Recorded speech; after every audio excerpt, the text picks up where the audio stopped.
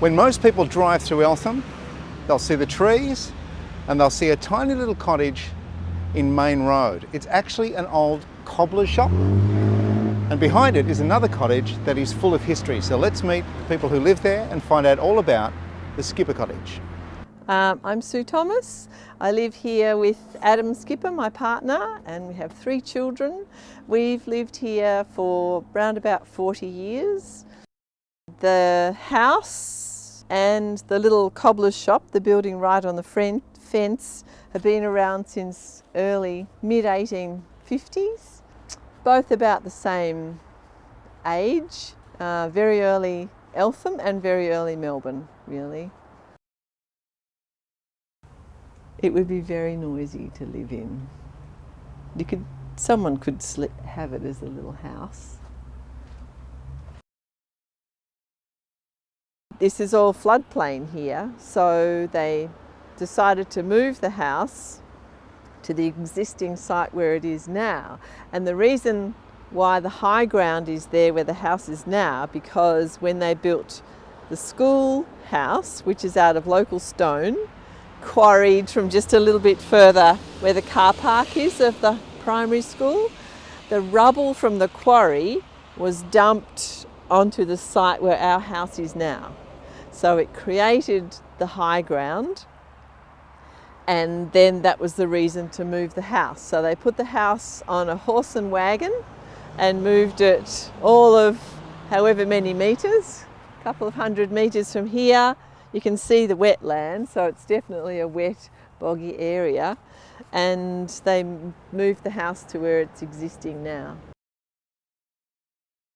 At some point it was a Cobb & Co stopping station, so like a post office, not a pub or a hotel or a residency or anything, purely just a mail centre. The Skippers, when Montsalvat was being built, so in the probably 1940s, Matcham's parents, Lena Skipper and Mervyn Skipper, were part of Montsalvat. Lena Skipper was from Sydney. Her money that she had, she invested in buying this house instead of putting all her money into Montsalvat like everybody else was encouraged to do. So she was quite clever. So then after she died, Matcham inherited this house. In the ceiling of the house, they had seaweed as insulation, and a spark from the fireplace caught the seaweed alight. This is after Matcham owned it, and gutted the whole front room. So the whole front room is now one big room with a high roof. And that's one reason why it's not National Trust. It's not original condition. So Matcham put in this arched window. It's a very dark little house. All the windows, like no one knew about passive solar in 1850s. So a big beam would have hit the ground. So I'd say that the fire brigade probably came quite quickly because there's no fire damage past here.